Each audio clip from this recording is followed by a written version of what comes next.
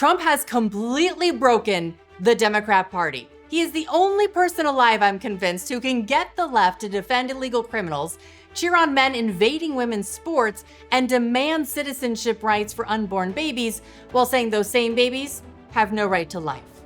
He's even pushed Democrats to suddenly support mask bans and voter ID laws, though they only want those rules applied to ICE agents. And now they're backing child labor on illegal marijuana farms. I'm sure most of you are familiar with this sign. We've all seen it at some point in our travels. Well, that image became a reality yesterday as ICE agents conducted a massive raid on 2 agricultural sites in California. This wasn't a lettuce farm. It was a marijuana facility. Now, Rep. Jimmy Gomez, he went viral for mocking the raid, writing, quote, "How many MS-13 gang members are waking up at 3 a.m. to pick strawberries? Oh yeah, 0. Trump said he'd go after bad hombres, but he's targeting the immigrant farm workers who feed America. Either he lied or he can't tell the difference." Actually, Jimmy, you're the one who can't tell the difference between strawberries and pot. This place is run by Glass House Farms, a large-scale cannabis operation, and the workers weren't just undocumented, they included children, which we will get to in just a second. Meantime, though, Gavin Newsom, he tried to ride the outrage wave. He posted this, quote, "Kids running from tear gas, crying on the phone because their mother was just taken from the fields. Trump calls me Newscum, but he's the real scum." Gavin, let's just pause for a second and ask, why are there children working at a marijuana facility? Oh wait, never mind. I know the answer to that. Roll it. We're learning that 10 people under the age of 18 were discovered at these marijuana farms. That's according to the Customs and Border Protection Commissioner Rodney Scott. He says that 8 of those children were unaccompanied minors, and he also says this is now a case involving child labor violations. We can now update that number and tell you that 9 children were unaccompanied minors on that farm. And before coming to air, I checked Gavin Newsom's social media. He's remained silent over the child labor accusations, which shouldn't come as a surprise. Now, despite the left's fear-mongering, Tom Homan says they're working hard to find the remaining 290,000 children that Biden lost. We're looking for over 300,000 missing children. We've already found 10,000. Have you heard that anywhere? No, the media is simply not covering it. And look, this should be a nonpartisan issue. Arresting public safety threats and national security threats, everybody be all on the same page on that. Rescuing children, I mean, it should be a nonpartisan issue. Everybody should be in lockstep on that, but they're not. The media won't report on that. It would mean admitting Biden lost track of hundreds of thousands of migrant children. They'd rather spotlight traumatized migrants than traffic kids. Let that sink in. President Trump, he's taking a different approach. This administration is liberating these children and helping reunify them with their parents back in their home country. What the Biden administration did with respect to child trafficking is one of the great crimes in human history. Over 500,000 children were illegally trafficked into the country under the previous administration.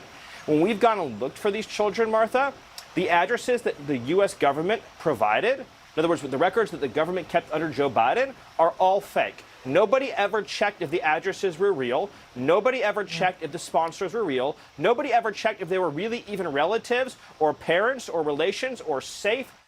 Absolutely unacceptable, and I pray that each of these kids are rescued from the hells of trafficking. As far as what happened yesterday, Newsom isn't the only one trying to cash in and make headlines during these raids. Watch this. This here is new video from Carpinteria, where another federal law enforcement operation was taking place at a Glass House Farm location. Congressman Salud Carbajal was denied entry when he tried to get past federal agents into the farm.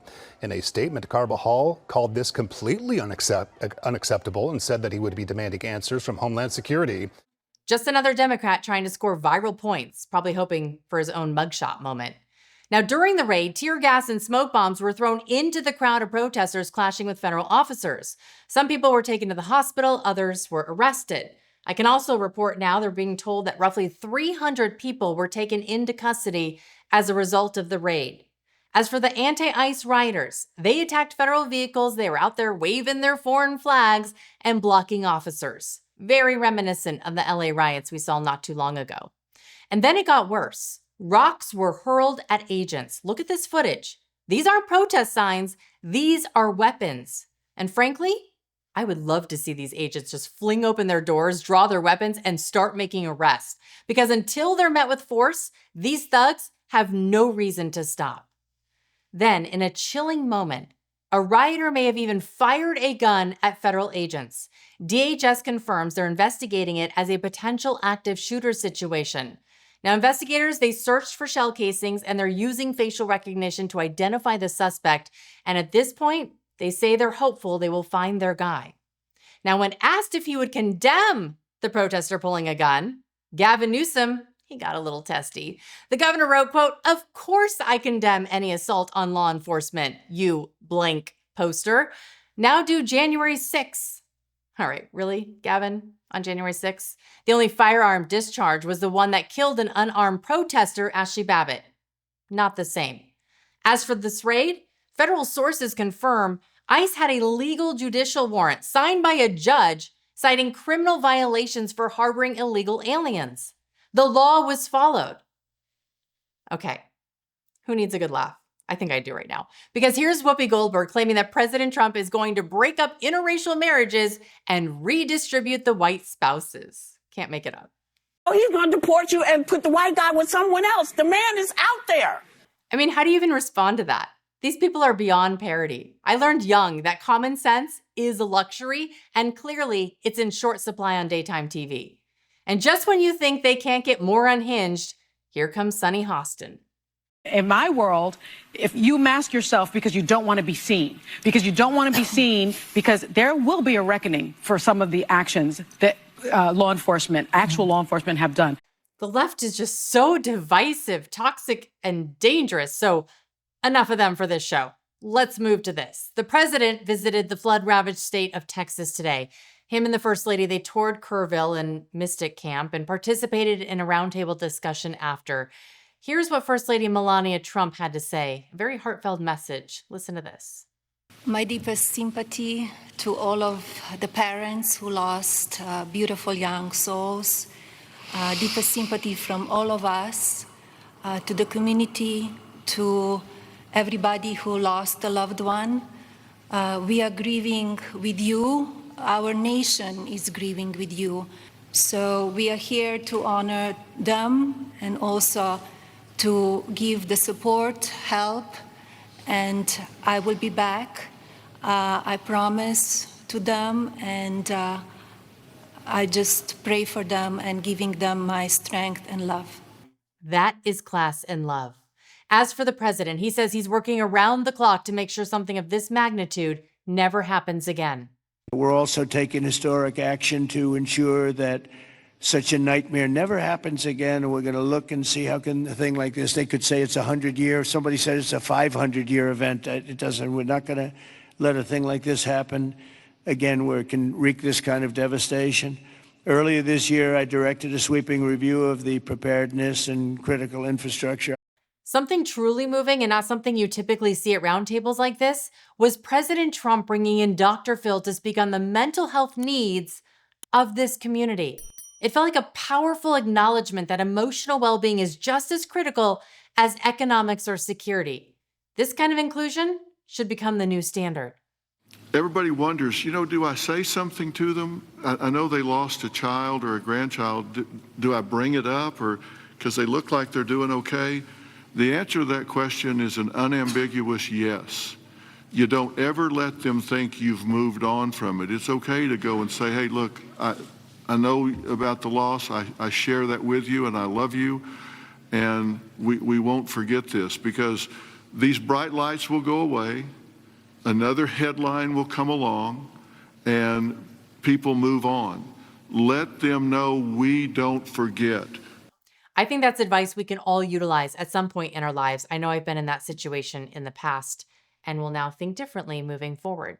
The media, they've tried to discredit the president and Kristi Noem at every turn as far as their response to this tragedy, all while they protected Biden during the North Carolina disaster.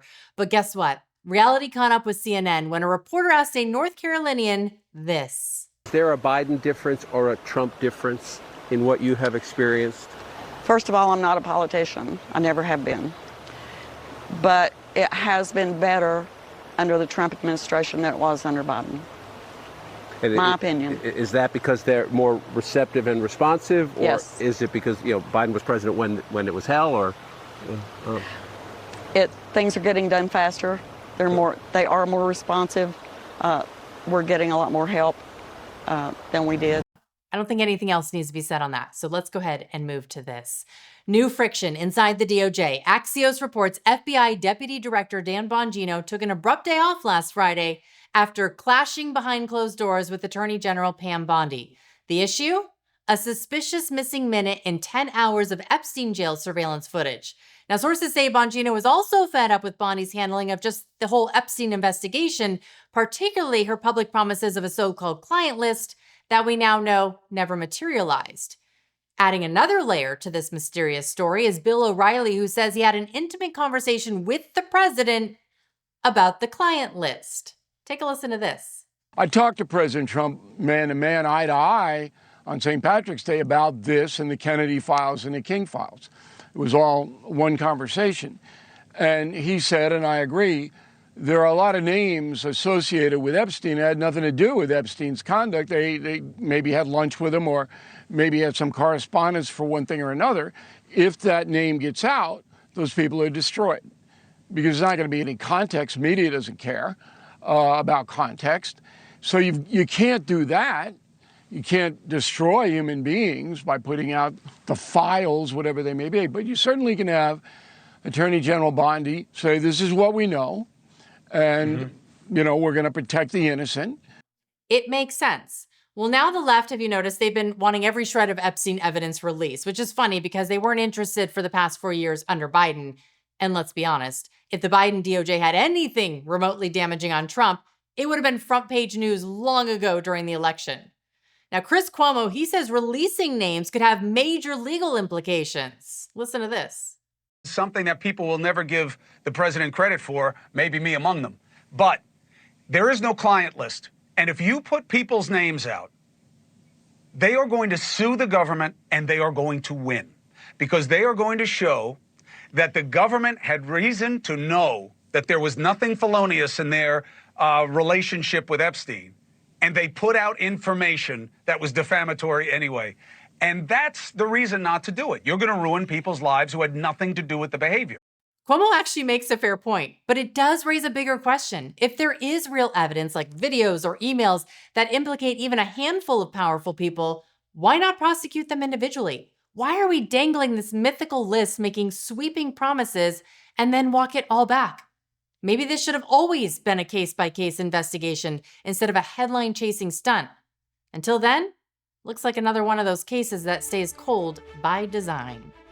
Well, coming up next, I've got the stunning details of 2 explosive rulings that came down yesterday. Plus, Jasmine Crockett makes a bizarre claim about MAGA. You have to hear this one. And a new twist in the Comey Brennan investigation. Go ahead, click on that video you see now on your screen, and I'll see you over there. Thanks for watching.